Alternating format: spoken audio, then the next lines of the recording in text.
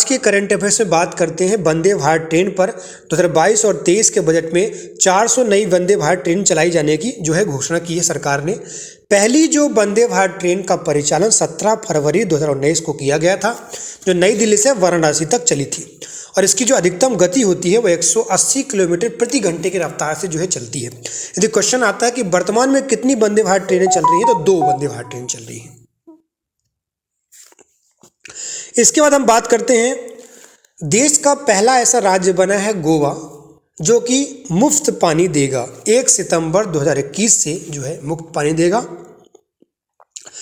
तो इसमें किसी भी परिवार को पानी के लिए कोई शुल्क नहीं देना पड़ेगा। प्रति परिवार को 16,000 लीटर पानी निःशुल्क दिया जाएगा। इससे मुफ्त पानी के लिए बचाव भी होगा इससे, और शून्य बिल भी आएगा। आगे हम टॉपिक पर बात करते हैं पैरा ओलंपिक, जो कि टोक्यो में हुआ था। भारत को चौथा गोल्ड मेडल जिताया हुआ प्रमोद भगत ने, जो कि बैडमिंटन खिलाड़ी हैं, और ब्रिटेन के डेनियल बेथल को इन्होंने हराया हुआ है। जबकि ब्रांज जो जीता है मनोज सरकार ने जीता है। अभी तक प्रमोद ने 45 इंटरनेशनल मेडल जीते हुए हैं।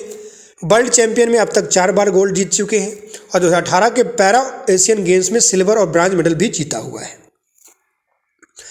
इसके बाद हम बात करते हैं राष्ट्रीय खेल विकास कोष NSDF। ये क्या होता है? यह कोष सार्वजनिक क्षेत्र और निजी क्षेत्रों से, NGO से, जो गैर सरकारी संगठन होते हैं, उससे संसाधन जुटाने का काम करता है, जो 1998 में स्थापित किया गया था, ताकि राष्ट्रीय और अंतर्राष्ट्रीय स्तर पर इसको उत्कृष्टता प्रदान की जा सके और खेलों को बढ़ावा दिया जा सके। तो इसका फंड का इस्तेमाल आधुनिकरण में अब किया जाएगा। चलिए इसके बाद हम आगे बात करते हैं। देश का पहला साउंड प्रूफ हाईवे बनेगा, यानी कोई भी आवाज़ नहीं आएगी इस हाईवे में। तो ये भारत का पहला साउंड और लाइट प्रूफ हाईवे बनकर तैयार हो गया है। वन जीवों के लिए बिल्कुल खास होगा। ये मध्य प्रदेश के सिवनी जिले में ये बनाया गया है, और ये यहाँ से राष्ट्रीय राजमार्ग 44 गुजरता है, और इसकी कुल लंबाई 29 किलोमीटर है। तो पहला ये हाईवे होगा भारत का। आगे चलते हैं हम। संयुक्त राष्ट्र विश्व पर्यटन संगठन ने भारत के 3 गांवों को सर्वश्रेष्ठ पर्यटन गांव में शामिल किया है, जिसमें मध्य प्रदेश का पहला गांव है, जो कि लदपुरा खास गांव मध्य प्रदेश का, मेघालय का कोथथोंग गांव और तेलंगाना का पोचमपल्ली गांव ये गांव है।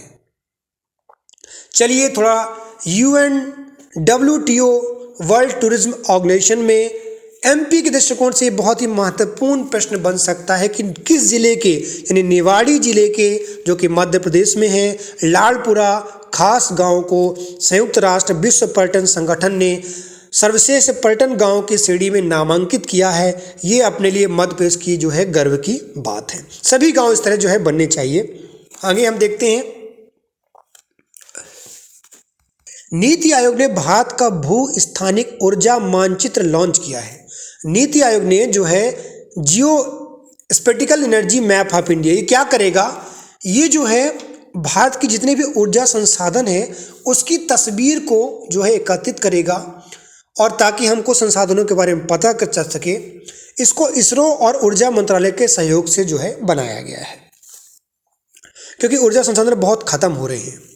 नोबेल पुरस्कार के बारे में बात करें 2021 में, तो अल्फ्रेड नोबेल ने इसको स्टार्ट किया था। इसकी स्थापना 1900 में हुई थी, शुरुआत 1901 में हुई थी। चलिए देख लेते हैं। ये 6 क्षेत्रों में दिया जाता है। मेडिसिन में, दूसरा भौतिकी, रसायन, साहित्य, शांति, अर्थशास्त्र। अर्थशास्त्र में नोबेल पुरस्कार की शुरुआत 1968 में हुई थी।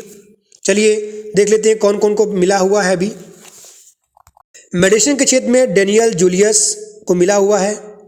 इसके बाद भौतिकी के लिए सीकुरो मनाबे, क्लाउस हेसलनन, जियोर्गिनी पॉर्सी। रसायन विज्ञान में बेंजामिन लिस्ट को मिला हुआ है, बेंजामिन का सिद्धांत भी आता है। मैकमिलन, डेविस WC, 3 लोगों को मिला हुआ है। साहित्य में मिला अब्दुल रज्जाक गुरनाह को मिला हुआ है। शांति में मिला है मारिया रेसा, दिमित्री मोराटोव, ये बहुत महत्वपूर्ण है। अर्थशास्त्र में मिला डेविड कार्ड, जेसिको एंटिस्ट और गाइडो इम्बेल्स को। 2-3 बार पढ़ना पड़ेगा आपको इसको। इसके बाद हम आते हैं, एमपी सरकार ने मुख्यमंत्री राशन आपके द्वार योजना का कार्यान्वयन किया हुआ है। यानी जिन व्यक्तियों को जहाँ तक पहुँच नहीं हो पाती है, सरकारी दुकानें नहीं है, उनको अब घर तक पहुँचाया जाएगा।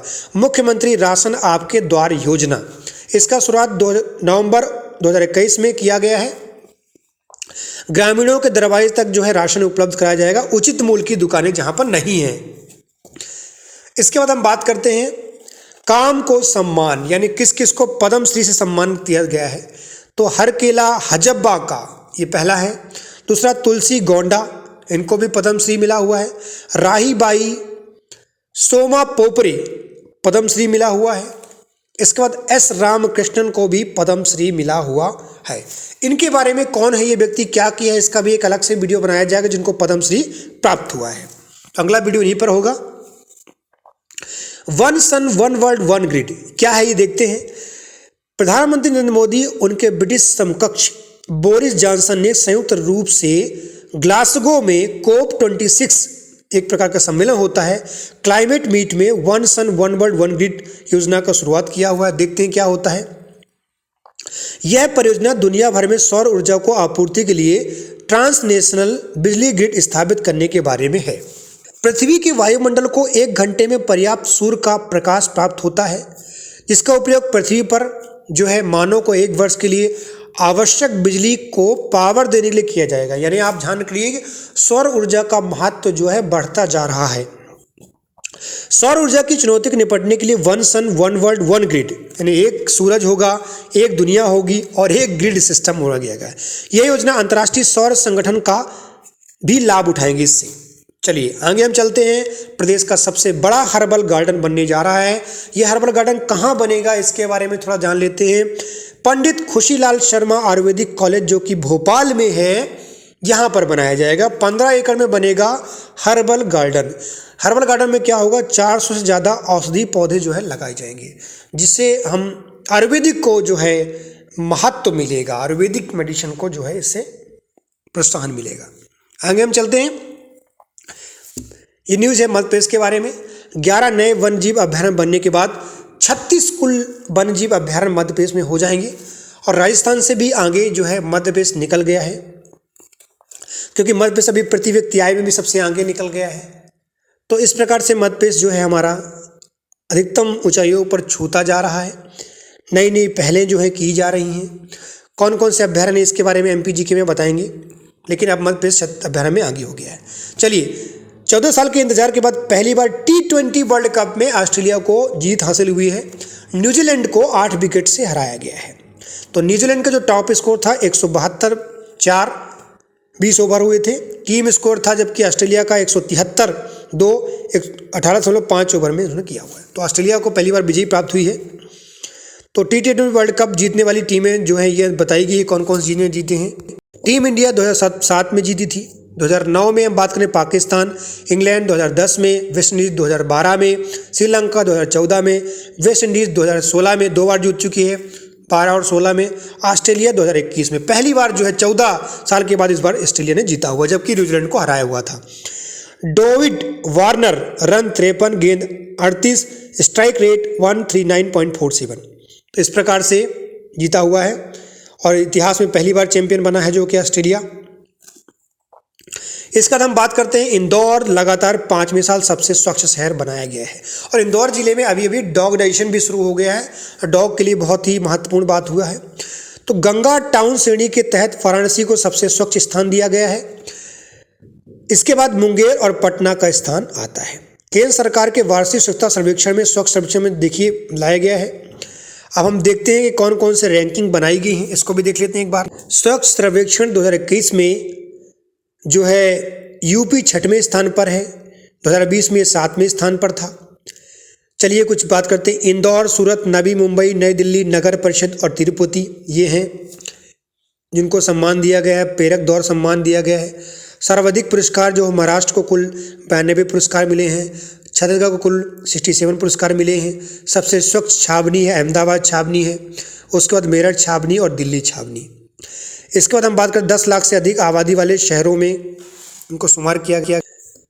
सरस श्रेणी में सुंदरता में सूरत जो है दूसरा, विजयवाड़ा तीसरा शहर है।